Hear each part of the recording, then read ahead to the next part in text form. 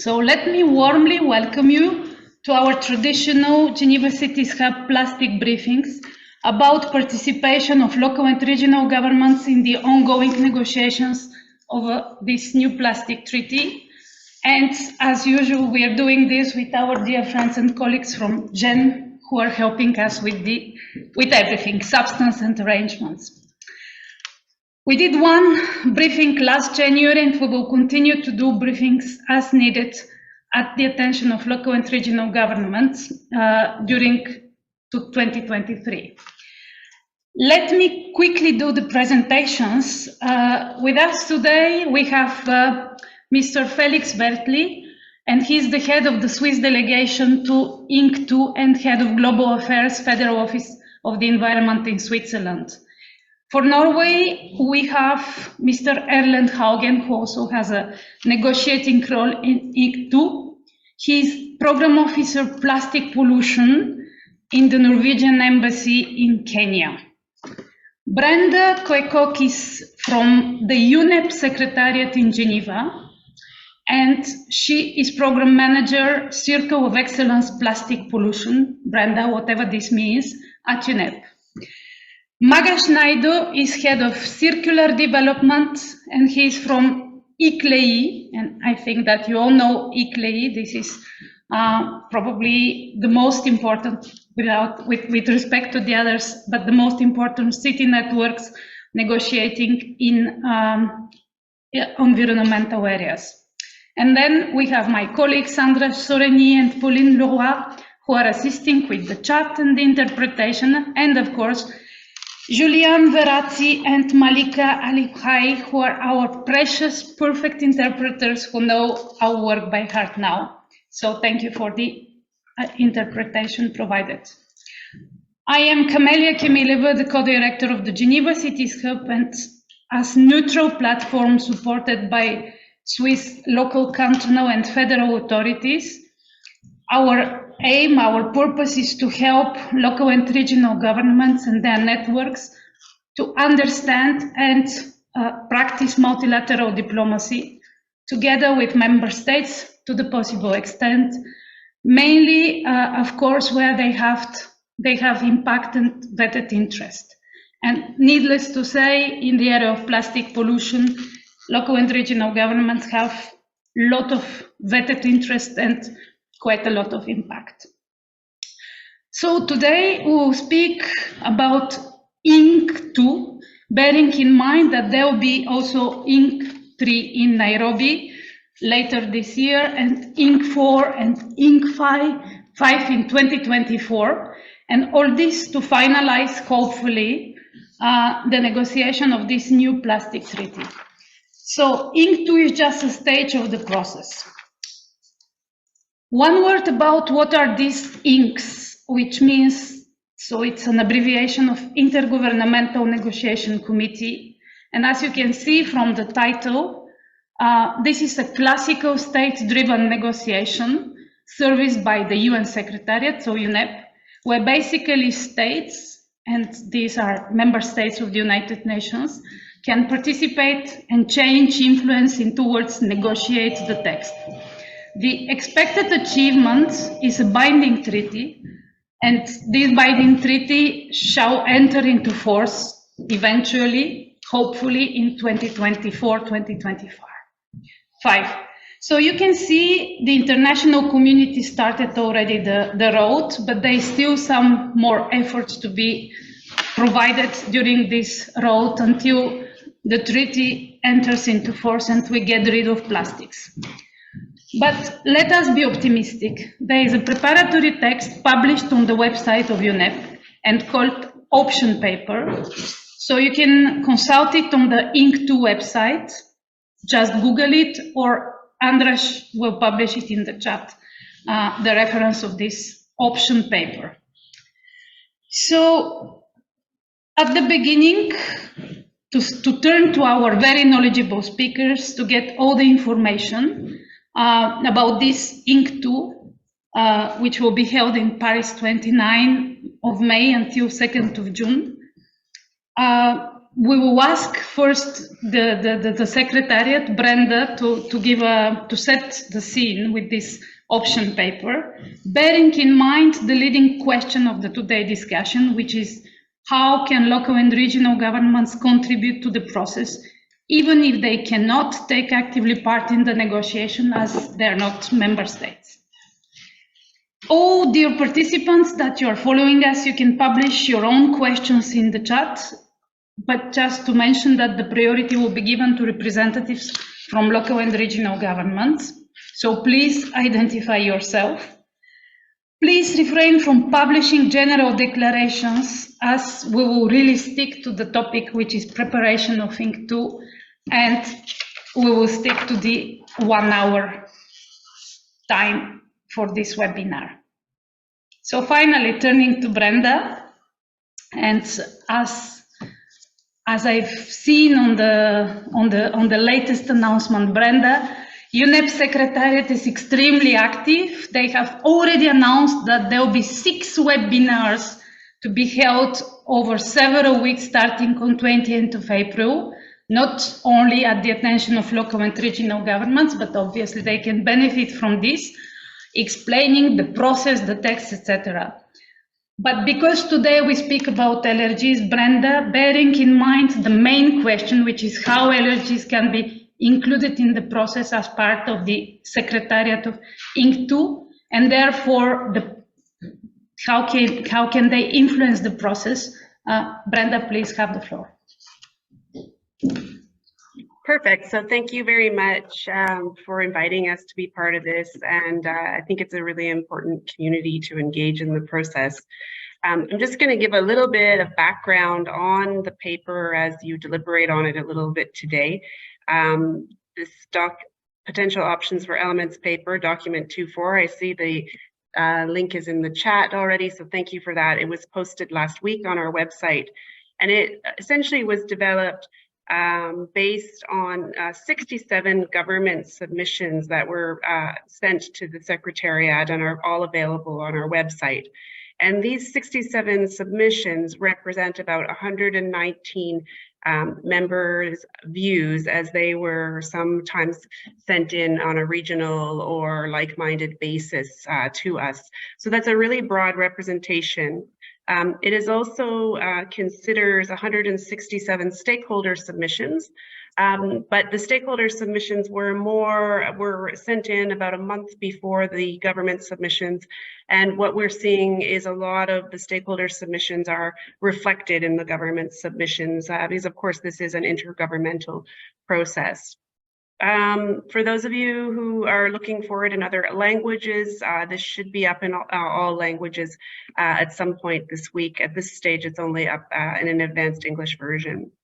But the paper, features highly on 12 core obligations that are included in this potential options paper, and these are included in order to help structure the deliberations.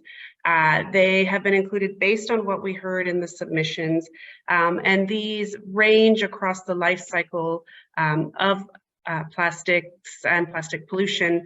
So the 12 link from, the upstream stage of primary plastic polymers, chemicals and polymers of concern, problematic and avoidable plastics. Also ranges from topics like microplastic and design for circularity, as well as looking at downstream at waste management and also at existing plastic pollution. We're also talking about plastics in the economy, so reducing, reusing, repairing of plastic products and packaging, safe, sustainable alternatives and substitutes, as well as releases to soil, water, and air, and some of the more socioeconomic issues such as just and inclusive transition, including informal waste sector, as well as looking at human health aspects in these core obligations. Of course, the options paper also looks at how eventually this would be implemented, so more in a sense of the means of implementation and capacity building, and a range of options are set out throughout the paper. So I urge you to read the paper. But my initial comment to kick things off would be that cities are not mentioned directly in the document. But you will see many references to local and regional levels. And I think that's where this community plays in. And I just want to highlight 5 key points where I see that the local and regional aspects play in the text for the most part. That includes in addressing existing plastic pollution, includes looking at local knowledge, also in relation to building capacity at local and regional levels. There is mention of local levels under national action plans, as well as, of course, consideration of how local level would be included in the overall stakeholder engagement of the future instrument. So that gives you the key highlights of where things are in our paper, sort of orients you in it.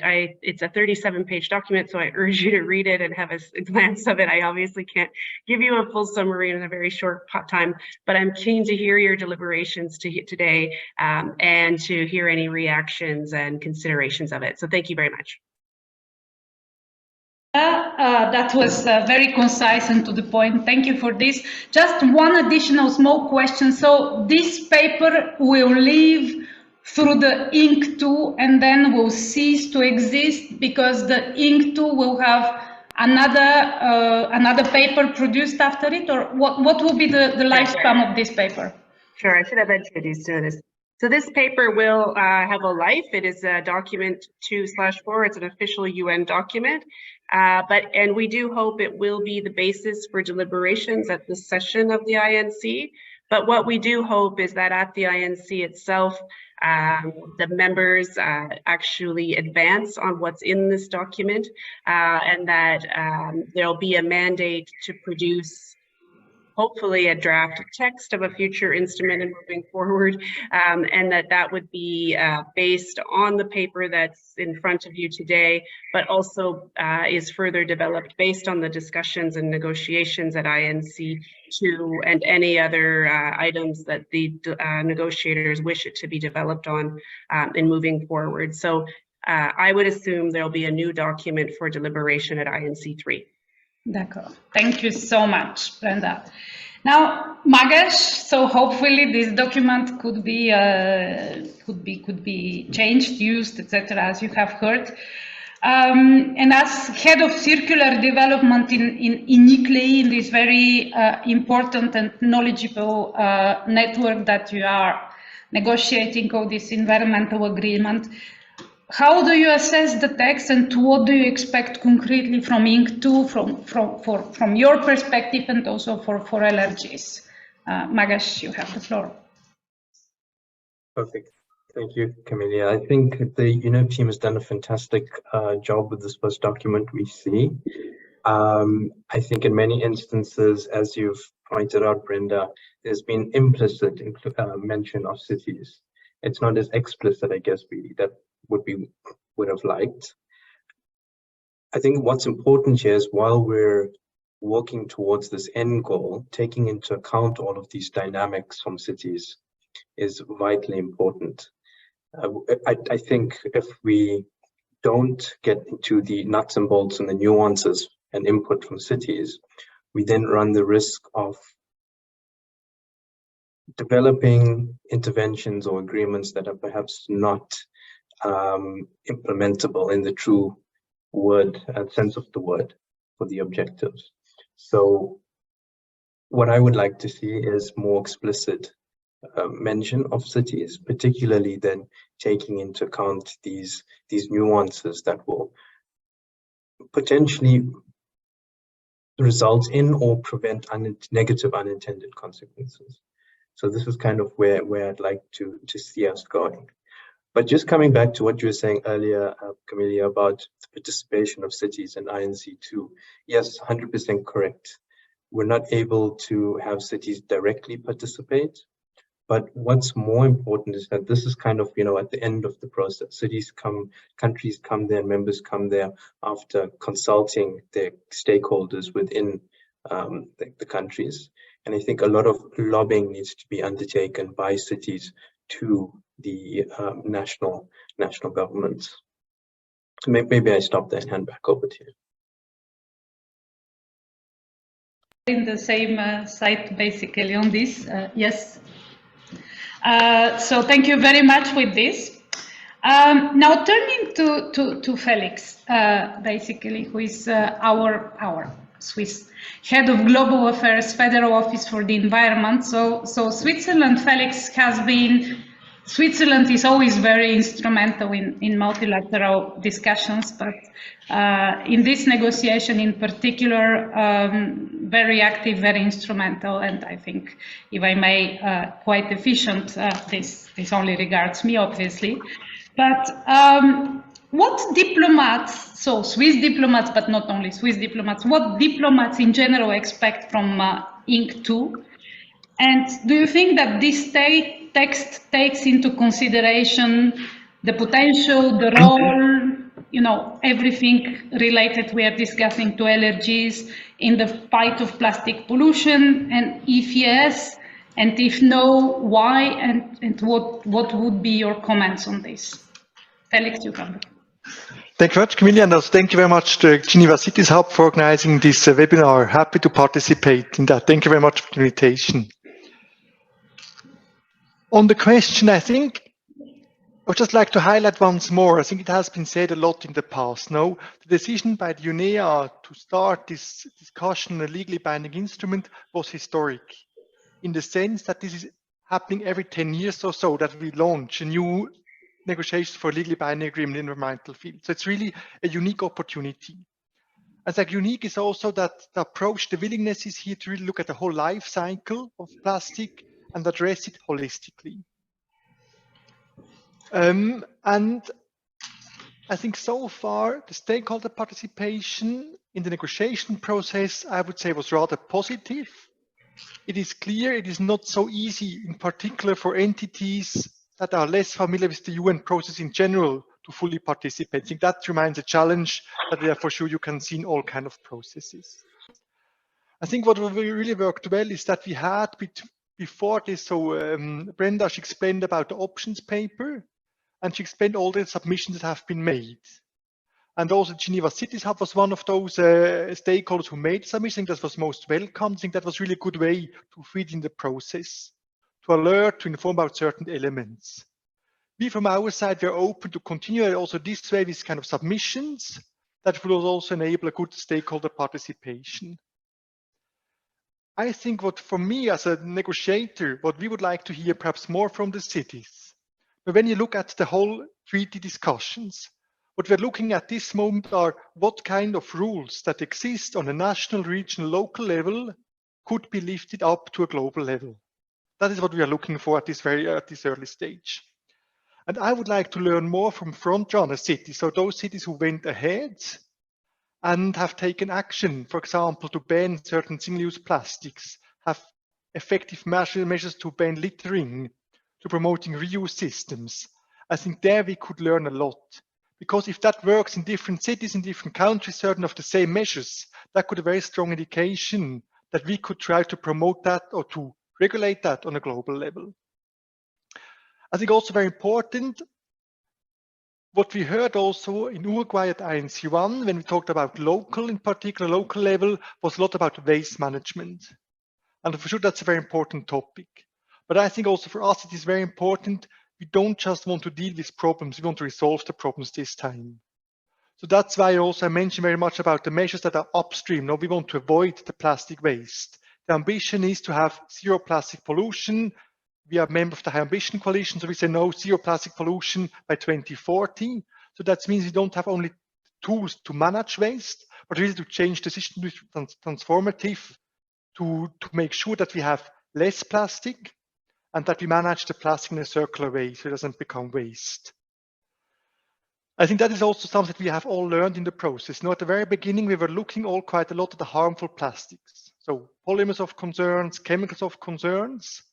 And then more and more we realized the quantity itself is also a problem. We have doubled the consumption production of plastic between 2000 and 2020. According to scenarios, we will double again up to 2040. And it's clear we will not be able to manage it. We don't have the means and the tools. So really have to work on this reduced part. And as mentioned, I would very much be interested to learn more from cities, what they do already. And then I think also, in particular in the later stage, what do cities need that they can do more? And our assumption this far is, as more rules we have on a global level, as easier it is to implement them all over the world, all over the globe, also on the local level. Because we know that often we have also challenges to develop very specific legislation. It's quite a demanding task on a complex issue like plastic. So all what we can do on a global level can also assist efforts on a local level. Thank you very much. Thank you very much, Felix. And just to keep you a little bit more on the spot, what you expect obviously I'm not speaking about to reveal any secrets, but directly in Paris to go through these option papers, which we have just heard from Brenda. It's supposed to be one, but not the unique part of the discussion. So what, according to you, will be happening? Thank you. Felix again.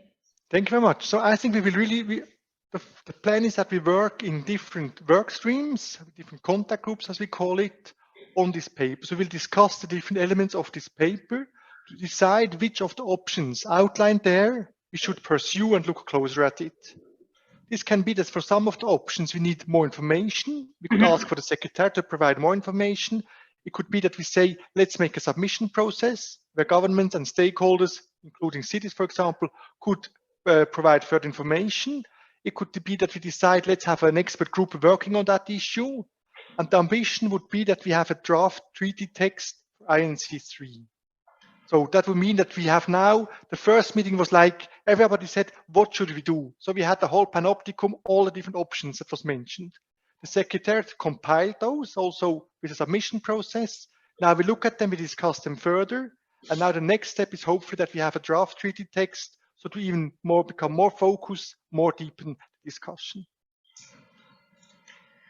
Thank you very much. So I 100% I'm with you and totally agree that this is the way forward, because obviously if the ambition, which is a great ambition, is to conclude the whole negotiation on a binding treaty ready to be ratified in a little bit more than 1.5 years time from now, there has to be this intense work that you have just described. So thank you very much for this clarification. Now, Erland, your Norwegian diplomat based in Kenya, within the Norwegian embassy in Kenya, and so very much knowledgeable on the negotiation, but also being on the ground with the headquarters of UNEP and Habitat and others. Just to add that you're one of these delegations, part of one of these delegations, Norway, which mentioned explicitly, the role of the cities and local governments in your submission. So the submission which Norway made to this Inc. 2, which is available on the website of the UNEP. So basically the same questions to you than the questions to Felix and to the others.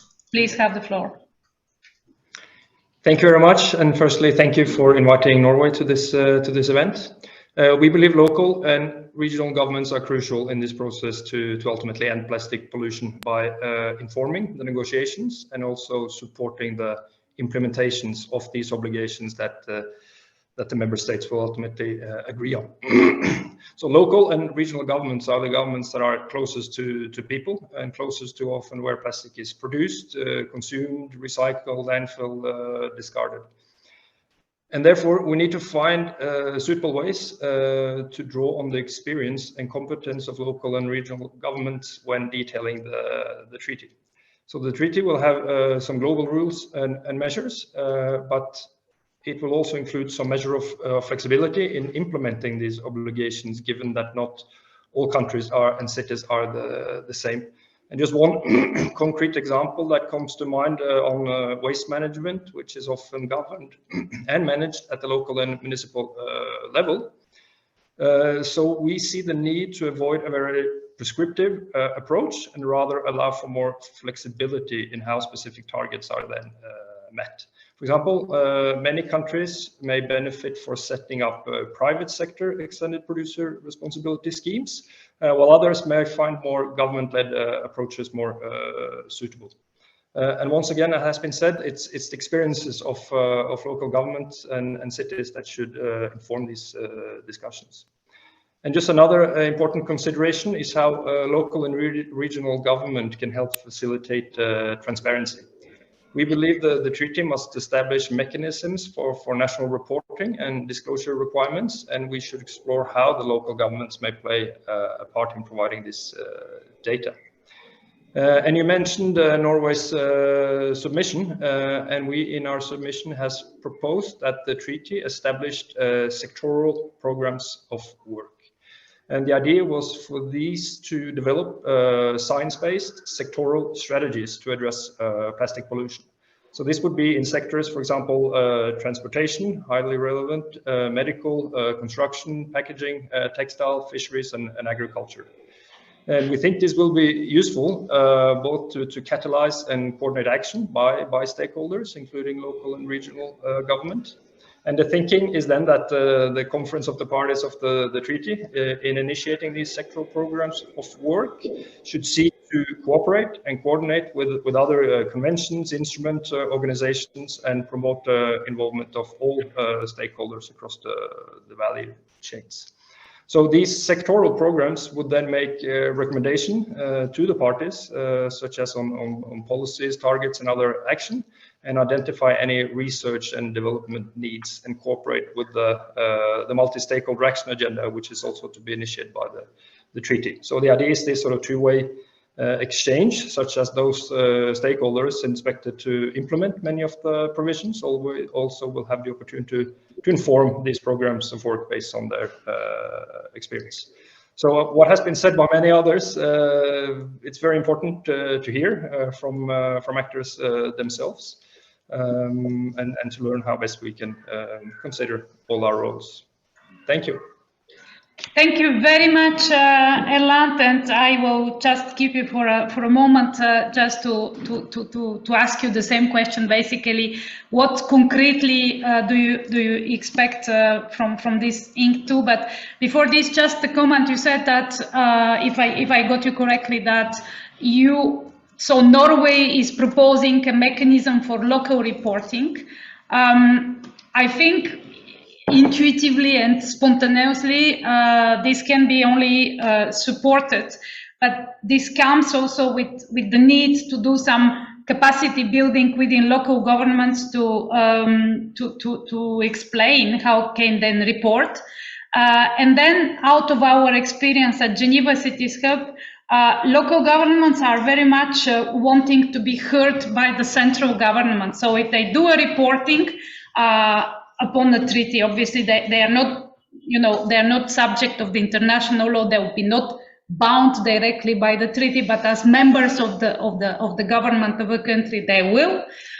So I think their interest will be really to report back not only on the international sphere, but also on domestic sphere, in other sense, to be heard by the central government on what they report. Is this? Would you just tell us a little bit more? Is this what you are aiming at with your idea and your submission? Well, so I think basically just to not maybe to take it a bit broader. So basically, as Brenda said, we now have an options for elements paper, 47 pages. That could have been 4,700 pages if we had included everything in it. But I think the thought experiment is basically we have this options for element paper with 12 core obligation proposed. And as Felix said, we are aiming to have a decision to start developing a treaty text draft out of this discussion. Then ultimately we will have a treaty with the obligations, and then ultimately these will have to then be implemented on the ground to end plastic pollution by 2040. So I think once again, it just goes back to this engagement that issues has to be raised by the various stakeholders on the issues that they think is important. So I think the reporting is a similar way that there will be some sort of reporting mechanism in the treaty, and how should that best work on the global, national, regional, local level to take advantage of what already exists. Thank you. Very interesting. Thank you so much for this clarification. Before turning to the second route, just to give in a couple of seconds some replies from the chat. So the chat asked whether the convention is binding for states. Yes, indeed. The intention is that once this treaty is finalized, 2004, 2005, hopefully before, states can, it will be, as we say, it will be open for ratification or accession. So states will be able to ratify and accede to this treaty, and the moment they ratify or accede to the treaty, this treaty convention is the same thing, will be binding to them. And about the follow-up measures, there is another question in the chat. We continue to discuss this. Some things have been said, namely the reporting mechanisms, and there also other things will come up along the discussion. So as for the second tour of the table of our speakers, and again, thank you very much for your to the point replies, which are great. So the second question I wanted to ask is really the role of the states. We have already discussed this a little bit, and how LRGs can interact more efficiently with negotiators. We know that there are major groups. We know that people can register and be observers of the negotiations. But Brenda, starting this time with you again, can you give us a little bit more of a detail about how local and regional governments can concretely interact more efficiently with negotiators? Brenda. Sure, I'll give it a try to kick this off so that I think others will have more to add, but the Secretariat has made a call to co-organize 12 thematic side events at INC 2, and the time frame for signing up was closed on Thursday, so we have finally just, we are compiling the list, but these will include topics important, I think, to your communities, such as waste management, financing, and enabling change at national level and local level. In addition, I am aware there are a number of other types of events that are going on around the event itself in Paris, and I understand that the mayor of Paris is hosting a cities event on the morning of May 26th, but I actually don't have a lot of information to share with you, but I trust that you are involved, or ICLE, because I think it's a very important event. In terms of those of you who are accredited to participate, the registration for the meeting closes on the 28th of April, so next week. It's really important that you register on time, as we do have limitations on numbers in the meeting room itself, and we need to have a full assessment of our numbers by the end of next week. So, a key thing is if you are planning to participate, register. You must do it as soon as possible. And really, I would encourage you to connect with your governments. They are the key negotiators, so get involved with that. There are a number of briefings coming up to stay informed and to be part of the process. I note there is a Gen briefing next week for more information on the process, led by the Plastic Pollution Dialogue Series on Thursday. Next Friday, we are hosting a webinar, the first in our webinar series and leading up to INC2. So those are all opportunities for you to learn more about the process. And finally, just so you are aware, the scenario note that will guide the work for INC2 will be posted next week. That is our expectation, and that should also give you some guidance on how the meeting will flow for itself. So those are some overarching places where you can get involved from our perspective as the INC Secretariat. Thank you very much, Brenda, for this, and I might come back to you if there are concrete questions on registration, but just also to congratulate you that the UNEP website, I personally find it quite comprehensive. It's true that there is a lot of information on it, but it's comprehensive information.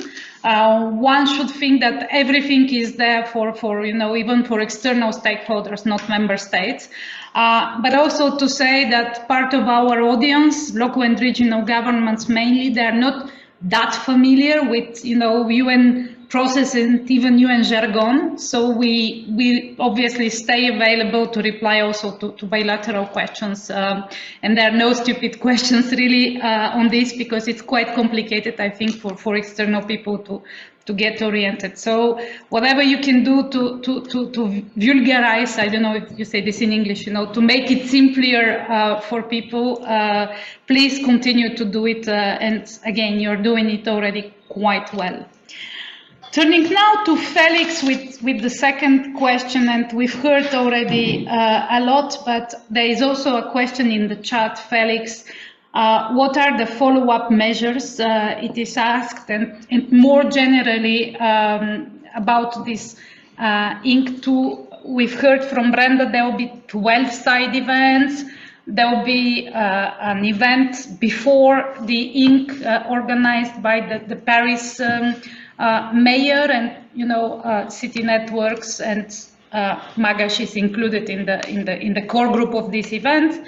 There will be also a high-level event which will be just for states, organized by the Paris by the French presidency, and then as of Monday morning, 29, there will be the official negotiation starting. So, what is the role of states and how LRGs can interact more efficiently with negotiators in all this setting? Felix, up to you. Thank you very much, and very good questions and good discussions. Perhaps one point just about information that has been mentioned before, how to get good information about the process. I think through the UNEP website, as the INC Secretary website, is a good one. Additionally, you have also the ENB, the Earth Negotiations Bulletin. And there's also, I saw a link already in the chat referring to that. Perhaps I can also put the link. The ENB, they always report about the negotiations every day. And at the end of the meeting, they make kind of a resume.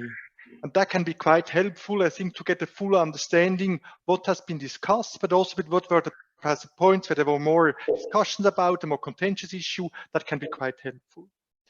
From a negotiator's perspective, I would say, yes, side events are nice. They are helpful to exchange, but you have also to be aware that during negotiations, time is quite limited. It is quite intense. And normally we go with a clear mandate to those rounds of negotiations. So I think sometimes perhaps what is most important is if you have good ideas, if you have concept, to feed them in before the INC itself. So what are ways how to get in touch with negotiate was one of the questions at the beginning. And what I experienced in a national perspective, we have received different comments from stakeholders nationally after we have made our submissions for the INC2. And I took that as an opportunity to go get in touch with those stakeholders that reached out to me, and we discussed certain elements. So I would also very much encourage to reach out to your national delegation, for example, and to try to get in touch with them. If they have made the submissions, that can be a very good starting point to discuss, to check, to congratulate, to contradict, to ask why this and that. I think that is always helpful. And because we have to get the dialogues running. No, that's the most important, that we know who we have to call. We can discuss ideas, realities on the ground. As more information we have, as better we can also find good tools in the treaty and also explain certain elements to our colleagues. I think there's also a reference to the base pickers in the chat. I think it is one of those who have been very well present at the meeting. I think that is, for example, one of those issues everybody is aware and concerned about, and that we need kind of a just transition. So this has also, I think, been picked up quite well, also thanks to many contacts that have happened. Thank you. Thank you very much, Felix, and I'm super happy because you're making a super crucial point here, is that yes, Inc. 2 is 1 week in Paris, and it's good to be there and to have side events, but probably if people want to have impact, more impact, it's not that they're not having impact in Paris, but more impact in a calmer way, it will be very good to reach out to negotiators. So basically member states, and also even to publish on their website, make available their very concrete proposals. It is true that what we see, and we try to explain to people without being disrespectful somehow, is that it is very useful to publish concrete language, concrete proposals. If it is not language, then proposals. So for the negotiators, to member states to consider it or not. It is nice, but less useful to just publish a very huge paper, which is general, and leave to negotiators to pick up what is inside, because it is about time and resources and energy. So I can only encourage everyone to the possible extent to try to tighten the language to a concrete proposal, so the negotiators can pick it up and consider it at least. So prolonging a little bit this discussion about the negotiation, I'm turning with the same questions basically to Erland. And Erland, do you agree with us, with Felix and others about this, and what will be your comment on the role of state and how LRGs can interact more efficiently with negotiators? Erland. Yeah, no, absolutely, and we usually also agree with Felix, but absolutely, and I think, as has been said, first, very important to provide relevant knowledge and experiences to inform a science-based negotiation process. So that means both for the entire process, all kinds of relevant science, but specifically when we talk about INC 2, what will be discussed there is the options for elements paper with the 12 core obligations proposed. They are very concrete. It's about reducing production of plastic products. It's about eliminating and restricting chemicals, additives, and products of concerns. So I think these are the sort of information that people will be after for that meeting. The second thing is to get involved in the process with the written submissions and outreach events like we are having now. And thirdly, it has been said, is to get involved with the negotiators, the national focal points for INC. It's all on the INC website. There is a list with the names and contact details for all the national focal points. And fourthly, also to get involved with the relevant regional, international instrument, organizations, partnerships, and platforms. But I think common for all these four is the importance of being as coordinated as possible, and to try to speak with, if not one voice, but at least a handful of voices. It would be very difficult with various regional and local government, each providing individual advice on this. And there are many good examples of other, for example, the Business Coalition for a Global Plastics Treaty is one example of a group of stakeholders coming together. Waste pickers have been mentioned, and the International Alliance of Waste Pickers has been very effective in their coordination. And Felix mentioned the historic resolution at the UN Environment Assembly in Nairobi, but that was also historic for the part that waste pickers had a role at the table for the first time in the negotiation. Thank you. Thank you very much. All these very concrete things which we will translate in a short report after this meeting. And naturally now, Magash, I think that you've heard a lot and very concrete issues. Would you explain us just really in a nutshell how your major group is functioning and how it will be functioning directly for this Inc. 2, and how you can take advice from what you have just heard, and obviously you know it, and you know other things, to be as efficient as possible to reach out to negotiators. So how, tell us everything, how you will proceed, Magash. Thanks for the question. I guess going towards the end of a similar question, everybody has said the good points.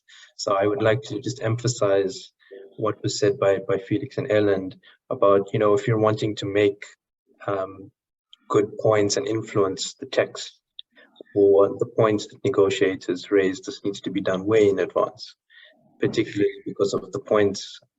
Even if it is a simple point, it's underpinned by so much of science and considerations. The implications are just massive. Coming more specifically to your question, in terms of the local authorities major group, there are quite a few different pieces that are currently in motion. The first, I guess, Brenda and you, Camelia, have mentioned this event that's taking place in the city of Paris with UNEP, C40, WWF, ICLEI, and a few other partners. So this will take place before INC2, and I think it's important to note here that while it's not officially linked to INC2, mayors are taking the plastics challenge quite seriously and quite high on the agenda. Mayors flying in from all over the world to participate in this session. So the session specifically will focus on three major topics: just the scientific underpinning of the plastics challenge, the role of relationships and partnerships to achieve this, and three specifically on the reuse element. What we're also doing is collecting information from cities and other experts to help us craft what our messaging and kind of positioning should look like to supplement what we already know. This is being undertaken through a global survey that's open-ended, so we don't have a specific deadline, and I'll pop the link in the chat just now. In addition to that, there are some other discussions on establishing a platform that cities can come onto, even outside of formal negotiating processes and timeframes, to have a say and input their points into. So I think it's important from a buying point of view. Ultimately, cities will be responsible for some of these challenges. But ultimately, coming back to the main point, I do think from an advocacy perspective, yes, these side events and so on and so forth have an important role to play. But if we really want impact, there needs to be a very structured process, whether it's initiated by cities or specific member states. And these processes should enable the effective communication multilaterally, so from the local to regional to national levels. So this is kind of what we would like to work towards. And yes, I am happy that you mentioned the survey that ICLEI is doing, because I also wanted to mention it. And yes, you publish the link in the chat. So there is a very good survey that it is available through the website of ICLEI, where basically everyone, but this is mainly about cities, so local and I presume regional governments will be about to participate in this survey. So if I can make, a plea, and I will also put it in the report of this webinar, that please participate into this survey, because as Nagesh said, we will have a very good information and data after it. And very good bridge, actually, you made right now, Magesh, very concrete. Thank you for what you said. I just want to finish the webinar of today and promising to continue this format in the future to keep people informed. But I just wanted to flag two questions to whomever is capable to reply. It's probably more Brenda and Magesh, but also Erland, also feel free to do it. So one of the questions from the chat is that, is there any chance of creating a working group to exchange experiences and understand together how to apply and act? So working group, I think Felix mentioned this, but obviously, we also stand ready to facilitate this in the future as Geneva Cities Hub with you, Magash, and others. And then the other question which came in the chat is which mechanism will be put in place to fund additional work for local and regional governments, and will this be discussed on INC 2, or will this be addressed in future INC meetings? So it goes a little bit far away about mechanism of funding, but I am not, censoring what comes in the chat. So please, probably Brenda, getting back to you with this first. Sure, thank you. It's a good question. I think it's important to, I don't have an answer to that question, but I think the initial structure of the options paper does look at the means of implementation as the options for it and moving forward. And I think it's an important one for folks to have a look at and see how that will affect, what are the will that be a practical mechanism, and how can we attract the level of funds required to really make a difference to address some of the challenges.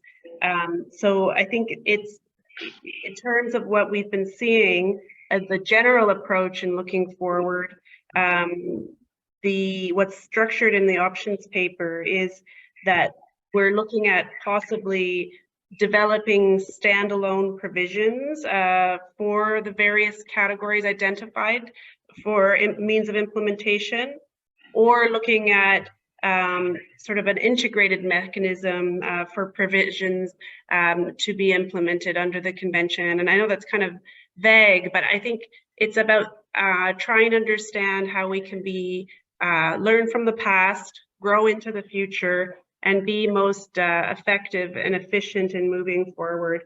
So turn to page 13 of the document, read it through, give us your thoughts on some of the options that are there. Are they sufficient enough to address the issue? What's missing? And how are we actually going to do this? So I'd urge you to have a look at that starting up from page 13. Hope that helps. Okay. Page 13, Brenda, let's not be superstitious. This is actually the page we need to, sorry, this is the page we need to read. Thank you so much for this very concrete remark. And again, we will make sure that this is spelled out in the report for the people who didn't note everything, didn't remember everything. Erland, last word also concluding, and if you have observations on this question or in general what you have heard, please have the floor. Well, maybe on the question. So yes, absolutely, means of implementation will be discussed, but also the discussion will also be focused around these core obligations. And obviously the means of implementation needed to, for example, eliminate and restrict plastic polymers, chemicals, and products of concern is very different than means of implementation for enhancing recycling or waste management or similar. And on the question of working groups, well, I think the important thing is to look at sort of what is existing, what are the platforms and partnerships that are existing, and what are the sort of gaps that potentially needs to be filled. Thank you. Thank you very much for this. Magash, your turn to comment on this, and final word for the webinar for today. Please go ahead. Great, thank you. So just focusing on working groups, I guess until we're formally invited onto the platform, whatever we would have to do as local authorities would be parallel to the process.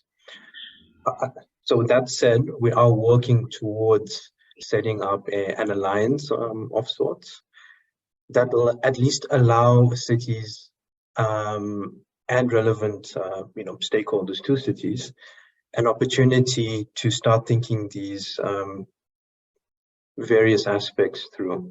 So this is something that's in the pipeline, and we're ready to contribute formally, I guess, when we're called upon. So just in terms of financing, if I heard correctly, were you talking about financing specifically for the means of implementation and interventions? Yes. Okay, so financing is always a hot topic, but I have a very strong opinion on this. There is a lot of money at the moment, and the money flows to where business cases are most strong, and where the cases are most convincing. So what I'm saying is we just need to work towards putting together robust interventions, cases, and funding should theoretically at least flow to these high impact interventions. That's rather positive. Let's take it like rather positive final word. And you're a big expert, so please continue to brief us on this and basically maintain the pressure, if I may, because it is true that implementation measures has to be funded at local level also, not only on national. So thank you very much to all of you. If I can just summarize again what we said at the beginning is that so this INC2 is part of a process. There will be, as I said, other INCs later this year in Nairobi. Next year also there will be INCs in other cities in the world. And we will continue to do this briefing to inform you, to inform local and regional governments about them. But mainly this INC will be also quite important because as we can hope or understand, there will be most probably after it, or we hope that there will be a mandate for creating the so-called zero draft. So in the UN jargon, we call it zero draft, or we don't call it, never mind, the first draft, which will show how the treaty will hopefully look like. And in approach of this, we shall continue to have strong and beforehand messages towards the states who are negotiating about means of implementation, about funding, about cooperation, but also securing that states that are negotiating and will be ratifying the treaty will be also providing capacity building knowledge with their local and regional governments to help them to implement the treaty, because as Magash said, and I have also said several times in other webinars, this treaty, yes, is interstate traditional treaty, but I think it's particular because the implementation really lays very much also into the local and regional government sphere of authority, and everyone shall be very mindful about this fact. Brenda, concretely, if you can follow on this with your colleagues, I think all the speakers said that these submissions have been very helpful. So if you can somehow convey the message and also others that it will be useful to continue the submission practice. I don't know what does it take as resources and energy. I think a lot, guessing. But if somehow this submission practice can continue also on the other drafts, I think it will be hugely helpful for everyone. And yes, that's it. We will publish a report on this. Once again, thank you very much to all of you. Thank you to colleagues, Andras, Pauline, Saba, colleagues from the Geneva Environment Network and people in the room, our brilliant interpreters once again, and see you on webinar, on live or in Paris very soon. Thank you very much and have a nice weekend. Thank you. Bye. Thank you.